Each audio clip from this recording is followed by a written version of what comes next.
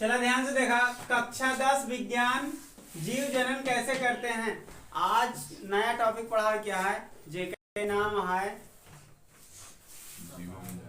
परागण तथा, मतलब स्वपरागण तथा पर परागण में अंतर। तो देखा स्वपरागण और पर परागण में अंतर का है। पहला अंतर है एक ही पुष्प में, यानी जो स्वपरागण है वो एक ही पुष्प में होता, मतलब एक फूल रही वही में परागकण वही के स्त्री केसर में जाई। जो पुंकेसर है पुंकेसर वाला कहाँ जाए, स्त्री केसर में, वही फूल का। अब पर परागण में अलग अलग पुष्प में होता। पर परागण में जो क्रिया होता परागण के वो कैसे होता, अलग अलग होना दिक्कत। तो पर परागण में क्रिया कैसे होता, अलग अलग पुष्प में होता, और स्वपरागण में एक ही पुष्प में। किसी जीव की आवश्यकता नहीं होती। जो स्वपरागण होता, देखा जो स्वपरागण होता बताओ क्या कहानी।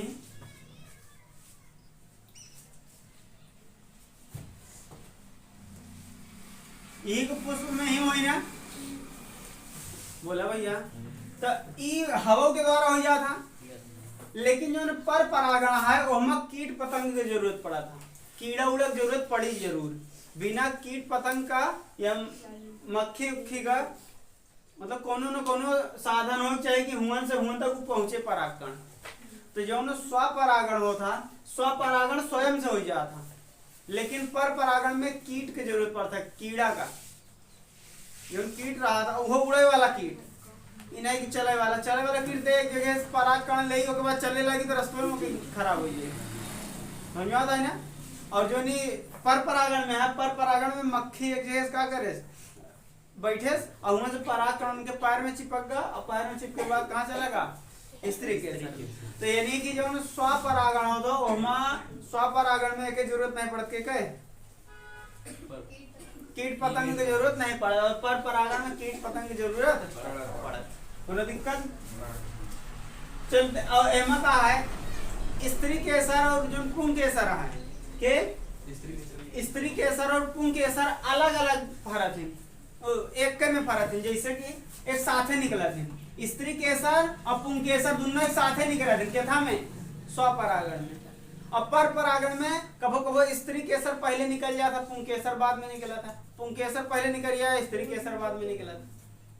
लेकिन जो स्वपरागण हमारा स्त्री केसर पुंकेसर दोनों साथे निकला थे, समझ में आता है ना। और पर परागण में आए स्त्री केसर निकल गया, ऐसे खोरे में हो सके कोयल में पुंकेसर निकल गया, हो सके कोयल में फिर स्त्री केसर निकल गया, ऐसे ऐसे रहा था, अलग अलग निकला था। निकली दोनों लेकिन एक साथे नहीं निकला, समझ आए। और एक साथे अगर निकलिए स्वपरागण ना हो जाइए। तो पर परागण में क्या होता, स्त्री केसर और पुंकेसर अलग अलग टाइम पे निकला था, समझ में आता। और पर परागण सॉरी स्वपरागण में एक साथे निकला था स्त्री केसर और पुंकेसर, और पर परागण में अलग अलग निकला, तो समझ में आता है। बोला अगला है जो स्वपरागण हो तो ओके जो ना फूल हो तो छोटा होता, फूल कैसे होता, जो स्वपरागण हो तो वहाँ फूल छोटा होता और आकर्षक कम होते, मतलब बहुत कम सुंदर लगी। लेकिन जो पर परागण होती ना वो फूल बड़ा होता और ज्यादा आकर्षक होती, समझ में आता। ये अंतर है, चार अंतर लिखे क्या है, लिखा पहला अंतर, पहला अंतर में लिखा स्वपरागण की क्रिया ऐसे लिख लिया, रुका ऐसे लिखा, एक कहती लिखा स्वपरागण, फिर एक लाइन खींच ले कहती लिखा पर परागण। तो क्या हुआ,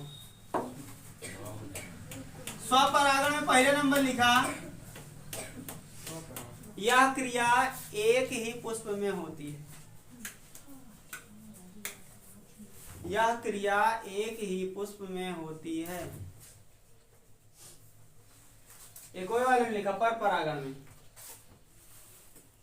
पर परागण में लिखा यह क्रिया अलग अलग पुष्पों में होती है, यह क्रिया अलग अलग पुष्पों में होती है।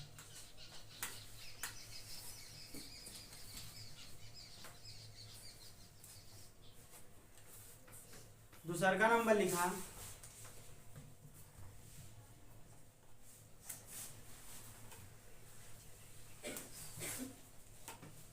स्वपरागण के लिए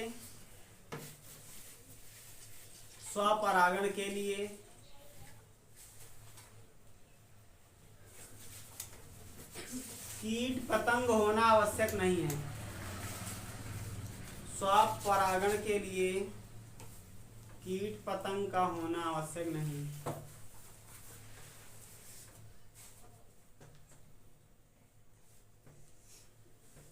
स्वपरागण के लिए कीट पतंग का होना आवश्यक नहीं। पर परागण में लिखा इसमें कीट का होना आवश्यक है, कीट पतंग का होना आवश्यक है, इसमें कीट पतंग का होना आवश्यक है।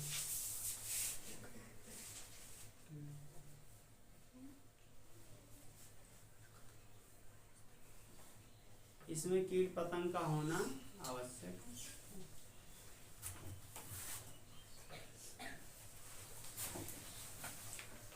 तीसरे वाले में लिखा इसमें स्त्री केसर व पुंकेसर, इसमें स्त्री केसर व पुंकेसर एक साथ विकसित होते हैं। इसमें स्त्री केसर व पुंकेसर एक साथ विकसित होते हैं।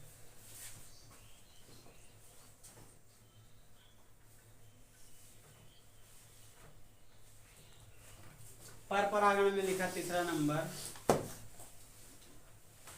पर परागण में तीसरा नंबर लिखा इसमें स्त्री केसर व पुंकेसर, इसमें स्त्री केसर व पुंकेसर अलग अलग विकसित होते हैं।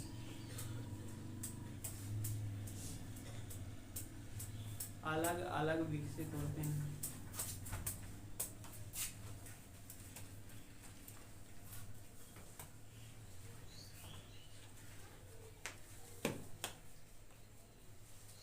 ठीक बा। चौथा नंबर लिखा, चौथा नंबर में लिखा स्वपरागण के पुष्प, स्वपरागण के पुष्प छोटे व कम आकर्षक होते हैं। छोटे व कम आकर्षक होते हैं।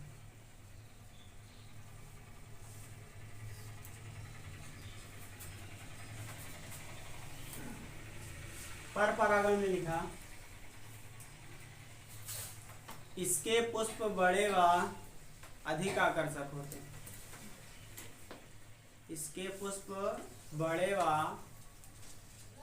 अधिक आकर्षक होते हैं।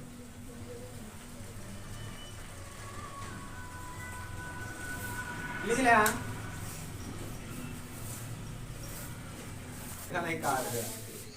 अगली हेडिंग डाला बीजांड की संरचना, बीजांड की संरचना।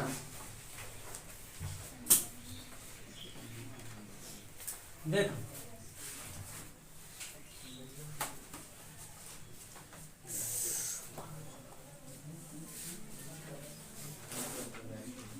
इन पे कहा हुआ था बीजांड।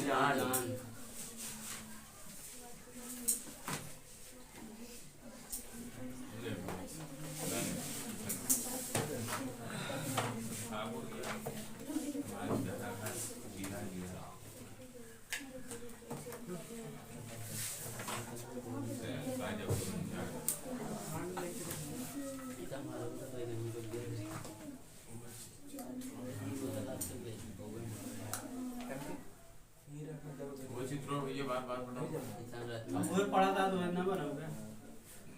तो हियन पे का प्रवेश करा था परागकण ना, परागकण ऐसे होते हुए आई, आइए कैसे क्रिया करी बीजांड से। तो जब परागकण कैसे मिल जाए बीजांड से, पराग कण कैसे मिल जाता बीजांड से,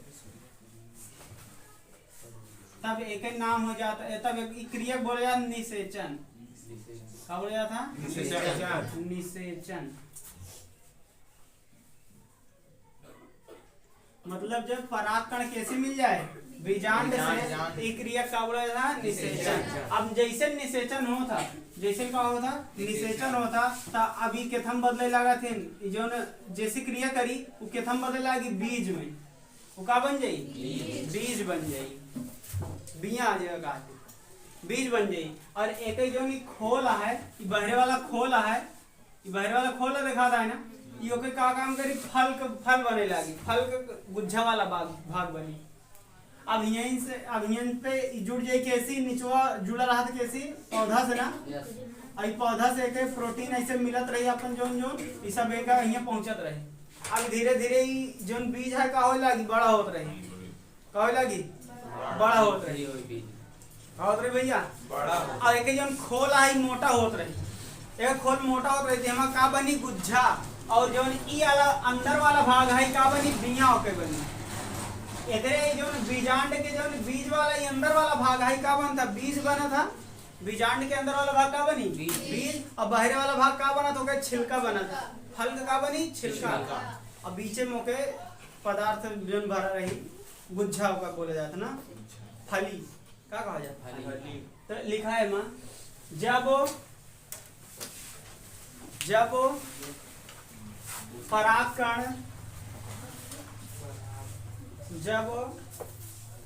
कण सबसे ऊपर वर्तिका होता कि वर्तिकाग्र लिखा लिखे, जब पराग कण वर्तिकाग्र में पहुंचता है, वर्तिकाग्र में पहुंचता है तो वह वर्तिका से होते हुए, तो वह वर्तिका से होते हुए बीजांड तक पहुंचती है, बीजांड तक पहुंचती है, बीजांड तक पहुंचती है। पराग कण का बीजांड से, पराग कण का बीजांड से क्रिया करना ही निषेचन कहलाता है। पराग कण का बीजांड से क्रिया करना ही निषेचन कहलाता है।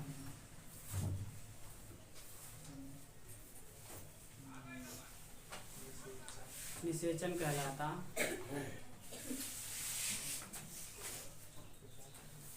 निषेचन कहलाता, लिख लिया। अगला लिखा, अब हम लिखा प्रत्येक बीजांड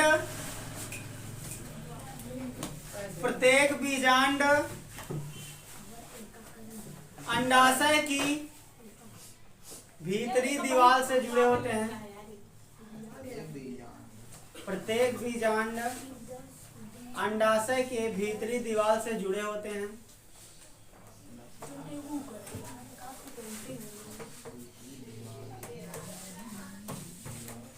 जिसे बीजांड वृंत कहते हैं, जिसे बीजांड वृंत कहते हैं।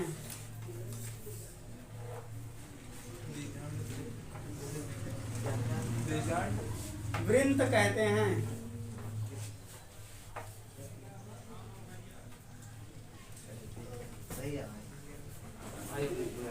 बीजांड जिस स्थान पर जुड़े होते हैं,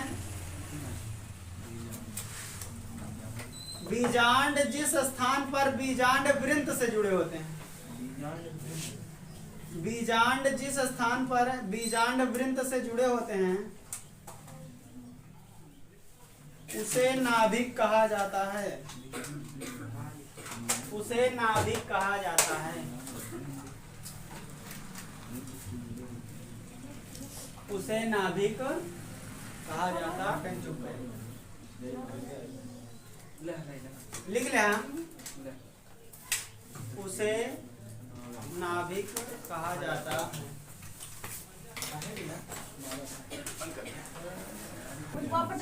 अगला आलोक का पराग कण तथा निषेचन में अंतर। परागकण तथा निषेचन में अंतर। ये पढ़ेगा, समझ में आए? देखा अंतर का है, पहला अंतर तो परागकण का चीज होता, देखा ऐसे लिखा है, कैसे लिखा परागकण, कैसे का लिखा गया है निषेचन।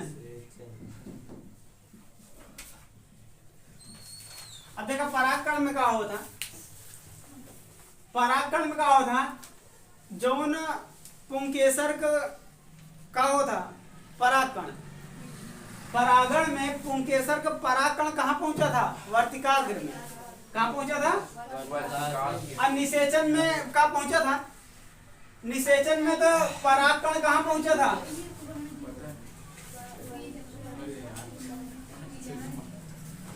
बीजांड में पहुंचा था ना, एमा परागकण कहाँ पहुंचा था, बीजांड में। अंतर है ना दोनों में, इकाटे पुंकेसर से स्त्री के परागकण का पुंकेसर से स्त्री केसर तक जाने की क्रिया क्या कहते हैं, परागण, और वर्तिकाग्र से अंडाशय तक यानी कि बीजांड तक पहुंचने की क्रिया क्या कहते हैं, निषेचन कहते हैं। लिखा अंतर में, पहला अंतर लिखा परागण में लिखा, इसमें परागकण, इसमें परागकण, इसमें परागकण पुंकेसर से वर्तिकाग्र तक जाते हैं, पुंकेसर से वर्तिकाग्र तक जाते हैं। अगला लिखा निषेचन वाले में, इसमें परागकण, इसमें परागकण वर्तिकाग्र से, इसमें परागकण वर्तिकाग्र से बीजांड तक जाते हैं, बीजांड तक जाते हैं, बीजांड तक जाते हैं। लिख लिया। अगला लिखा दूसरा का नंबर परागकण में,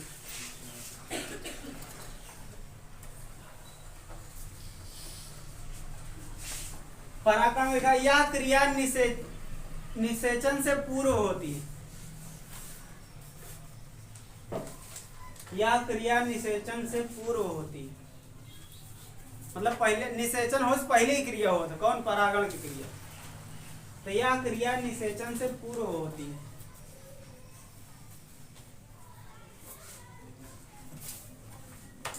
निषेचन में लिखा पूर्व होती है, यह क्रिया में लिखा निषेचन में यह क्रिया परागण के बाद होती है, यह क्रिया परागण के बाद होती है।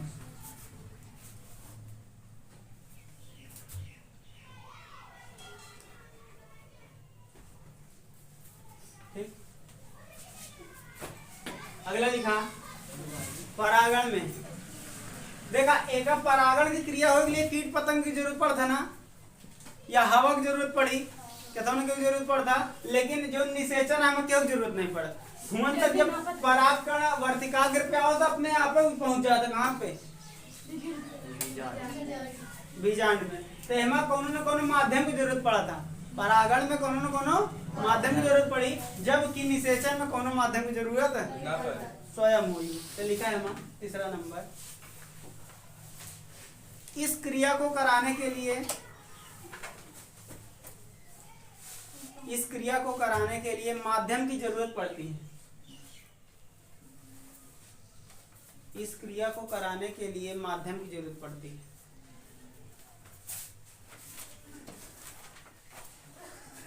जैसे कीट पतंग आदि, जैसे कीट पतंग आदि।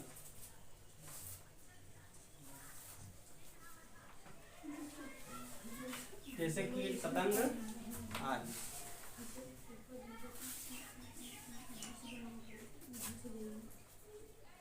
अब ये निषेचन में लिखा, इसमें किसी भी माध्यम की जरूरत नहीं पड़ती है, इसमें किसी भी माध्यम की जरूरत नहीं पड़ती है।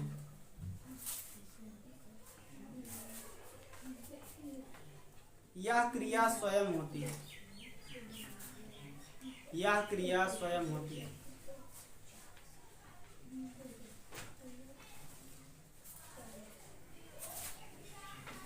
यह क्रिया स्वयं होती है।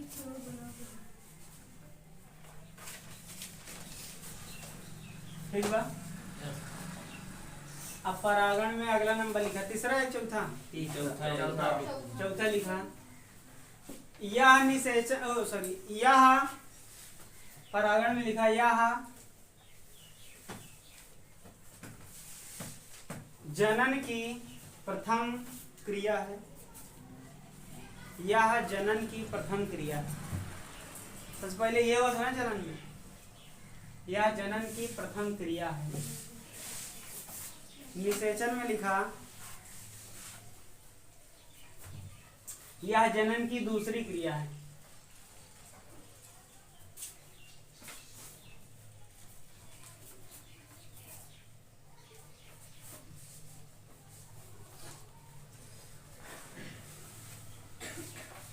अगला लिखा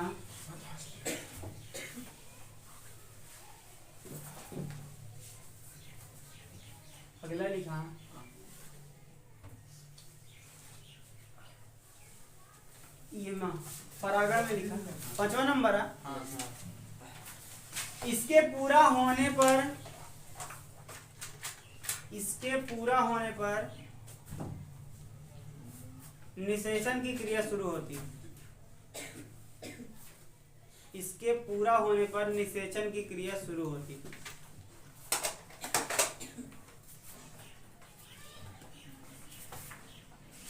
अब निषेचन वाले में लिखा इसके पूरा होने पर निषेचन की क्रिया शुरू होती है। निषेचन वाले में लिखा इसके पूरा होने पर फल बनने की क्रिया शुरू होती है। इसके पूरा होने पर फल बनने की क्रिया शुरू होती है।